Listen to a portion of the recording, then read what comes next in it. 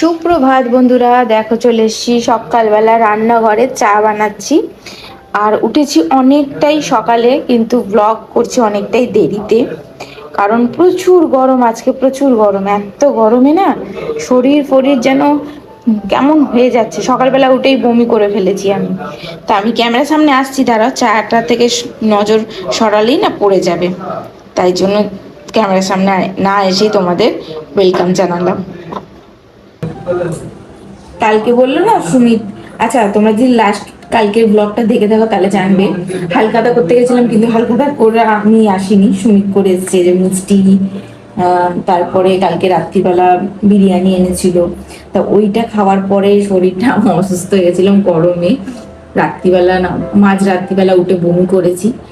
সে ঘুম আসছে না, এত কষ্ট হচ্ছে, সারা রাত এদিক ওদিক, একবার ম্যাট্রেসে শুচ্ছি, একবার ফার্সে শুচ্ছি, এই করেছি সারাটা রাত। ঘুম হয়নি বলে কি বলতো, সেই রকম ভাবে মুডটা নেই। তা ভাবলাম চল চাটা খাই। আর সকাল রাত্রিবেলা কালকে সুমিতের জন্য কতিলা ভিজিয়েছিলাম, ওটা খাওয়া হয়ে গেছে, 8 ঘন্টা হয়ে গেছে খাওয়া যায়। আর সকাল 6টার সময় উঠেছি ঘুম থেকে, কিন্তু সকালবেলা উঠে কি করব, কিছু কাজ থাকে না আমার। তাও উঠেছি, উঠে ফোন ঘাটছি, এদিক এই করছি ওই করছি, এই ভিডিও দেখছি ওই ভিডিও দেখছি, এই করে সকালটা গেল। এখন চা করতে এসেছি, কেন কতিলা খাওয়ার পর সঙ্গে সঙ্গে চা করা যায় না। তারপর দেখো চুলটাকে এরকম টঙে বেঁধেছি, এবার এটাকে খোঁপা বানিয়ে নেবো, এত গরম।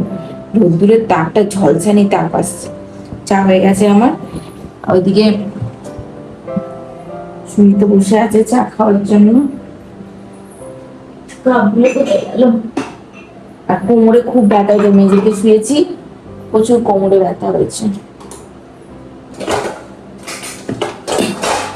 সারাটা দিন আজকে কিভাবে কাটাবো তোমরা তো ব্লগে দেখছো। এখন যদি তোমরা দেখো তাহলে আমার কাটানো হয়ে গেছে, কিন্তু আমি এখন তো দেখিনি আমার সময়টা কেমন কাটবে। তাই একটুখানি অনেকটাই চিন্তায় আছি, কারণ কালকে নিউজে শুনেছি আজকে নাকি প্রচুর গরম পড়বে, লু চলবে সাথে। চা ঢালছি গো।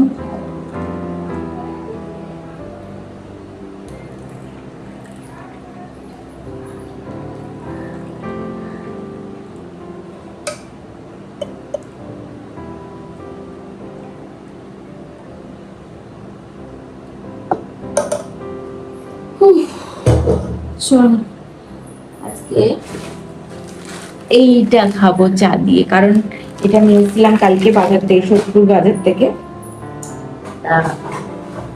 কালকে খাওয়া হয়নি, কালকে এত গরম লাগছিল। তারপর সুমিত বললো না খাবো না, এখন পরে খাবো, ওই জন্য চলো চাটা তো বেড়ে নিলাম। নিমকির প্যাকেটটা নিয়ে নিলাম, একটা নাইফ নিই, নাইফ না সিজারই নিই, এই যে কাটতে লাগবে না ওই জন্য। চলো তোমরাও চলে এসো চা খেতে। বাবু এসো। কালকে আমাদের ছোট ফ্যানটা খারাপ হয়ে গেছে, চলছে না জানো। সন্ধেবেলা পাট শাক ছাড়াচ্ছিলাম ফ্যানটা অন করে, তারপর হঠাৎ করে সুমিত এসেছিল, তোমাদের তো দেখেইছো, কালকে ব্লগটা যদি দেখে থাকো তাহলে জানবে। তারপরে যে চালাচ্ছি, ঘরে আনার পর আর চলছেই না। বেশি দিনও হয়নি, 1 সপ্তাহ কোথায় হয়েছে না বাবু, পার্লারে কিনেছি।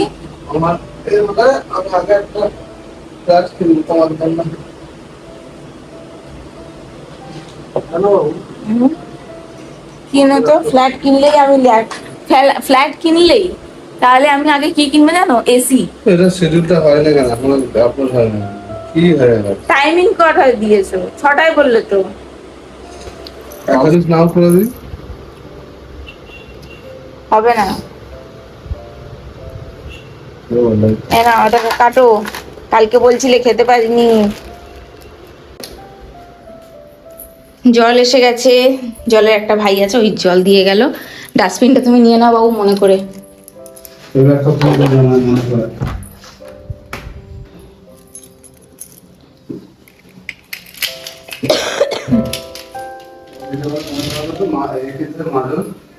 মাজন, ঠিক আছে।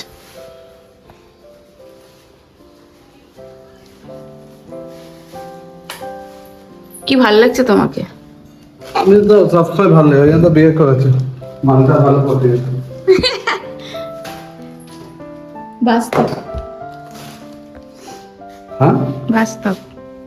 বাস গরমের মধ্যে মুখ ঠুক যেন জ্বলে যাচ্ছে, এই আইস কিউব দিলাম মুখের মধ্যে, একটু ঠান্ডা ঠান্ডা লাগছে।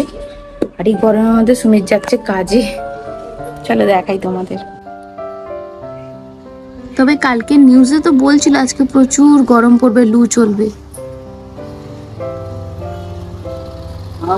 টাটা। দেখাই যাচ্ছে না।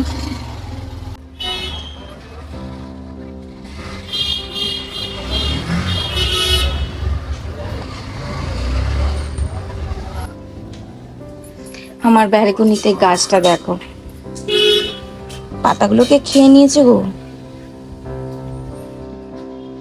এই লঙ্কা গাছের মাথাটা কেটে দিলে না, লঙ্কা গাছটা সুন্দরভাবে হবে।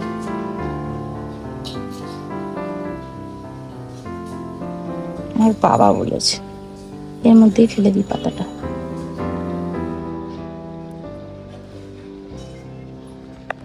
এখানে আমার উচ্ছে গাছ,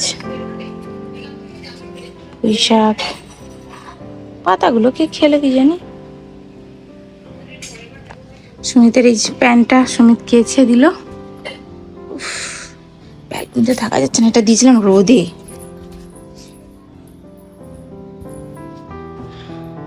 ও তো কাজে চলে গেল। এবার ওর কাজে যাবার পরে আমি দৌড়ে দৌড়ে ঘরের অনেকগুলো কাজ করেছি, যেমন হচ্ছে বাসন মাজা, ঘর ঝাড় দেওয়া, ঘর পোছা। ওর দুটো জামা ছিল সেগুলোকে কেচে নিয়ে বাথরুম ফাথরুম পরিষ্কার টরিষ্কার করে চান করে একদম চলে এসেছি রান্নাঘরে। তা আজকে ভাবছি একদম সিম্পল রান্না করব, সেরকম বেশি সময় লাগিয়ে রান্নাঘরের মধ্যে থাকবো না। কারণ যত তাড়াতাড়ি রান্না করে রান্নাঘর থেকে বেরোতে পারবো ততই আমার জন্য ভালো। এই রিসেন্ট যে আমি তোমাদেরকে বলেছিলাম একটা ব্লগে পাখা নিয়ে এসেছি কিনে, জানো ওই পাখাটা আর চলছে না। আমি দোকানে যখন কিনতে গেছিলাম তখন বলেছিলাম এটা যদি খারাপ হয়ে যায় এটা কি আপনি ঠিক করে দেবেন, না এর বিনিময়ে কিছু পাওয়া যাবে। উনি বললো এটা ইউজ অ্যান্ড থ্রো, তুমি যদি এখন নিয়ে গিয়ে চালাও, যদি আর না চলে সেটা তোমাদের ফল্ট। তা আমি ওই গরমের মধ্যে যেহেতু গেছিলাম দোকানে ছুটে ছুটে পাখা আনতে, ফিরে আসবো সেই ভেবে ওই পাখাটাই নিয়ে চলে এসেছি। আর চলছে না। তুমি বলো, ব্লগেই তোমরা দেখবে কবে আমি কিনে নিয়ে এসেছি। বেশি দিন হয়নি, ব্যাস গেছে খারাপ হয়ে। এবার আর কি করবো বলো, রান্নাঘরে যাই হোক করে এখন রান্না করছি। আর আমার এই রান্নাঘরে না তো হাওয়া বাতাস ঠিকঠাক মতন পাস হয় না। আর রান্না করলে যেহেতু রান্নার সামনেই না একটা বড় উইন্ডো, আর পুরো মুখে ওই রান্নার ভাবটা আসে, তাতে আরও বেশি গরম লাগে। আর এদিকে আমি কড়া বসিয়ে দিয়েছি, কারণ সবার আগে আমাকে শাকটা ভাজা করতে হবে। আর শাকটা আজকে কোন শাকটা করবো জানো তো, আজকে করো পাট শাক। কালকে রাত্রিবেলা পাট শাকটা ছাড়িয়ে রেখে দিয়েছিলাম, ভাগ্যিস, নাহলে এই গরমের মধ্যে বসে পাট শাক ছাড়ানো আমার পক্ষে সম্ভব ছিল না। আর সব কিছু ভেতর ঘরে নিয়ে গিয়ে পাখার তলায় বসে করাটাও সম্ভব হয় না, কেন বড় সিলিং ফ্যানটা চললে কি বলতো আনাজ ফানাজ উড়ে ফুড়ে পুরো চারিদিকে ঘরের কোণে কোণে চলে যায়, দেখতে বিচ্ছিরি, কাজেও পরিশ্রম বাড়ে যায়, এটা একটা অসুবিধা। তা যাই হোক, চলো আমি এইদিকে শাক ভাজাটা করে নিই। আর তারপরে আমি বসিয়ে দেবো ঝিঙে আলু দিয়ে জিরে আদা বাটা দিয়ে মাছের ঝোল। আর আমি লাইভে আসি এই টাইমে, তাহলে আমি একটুখানি তোমাদের সাথে লাইভে এসে কথা বলে নিই। তোমরা যদি আমার লাইভটা ফলো না করো, আমার চ্যানেলটা সাবস্ক্রাইব করে থাকো, যখন আমি লাইভে আসবো তখন নোটিফিকেশান আসবে, তোমরা দেখতে পাবে আমাকে লাইভ আমি রান্না করছি। তা লাইভে রান্না করতে করতে আজকে আমি তোমাদের সাথে একেবারে দেখা করব দুপুরের লাঞ্চের থালি নিয়ে। চলো, এই গরমে আর থাকা যাচ্ছে না, অনেক জোর খিদেও পেয়ে গেছে। আজকের লাঞ্চের মেনুতে দেখে নাও কি কি আছে। পাট শাক ভাজা, আলু আর ঝিঙে দিয়ে কাতলা মাছের ঝোল, শসা, পেঁয়াজ, গন্ধরাজ লেবু আর ভাত। চলো এই অবধি রাখলাম আজকের ব্লগটা, দেখা করছি নেক্সট ব্লগে।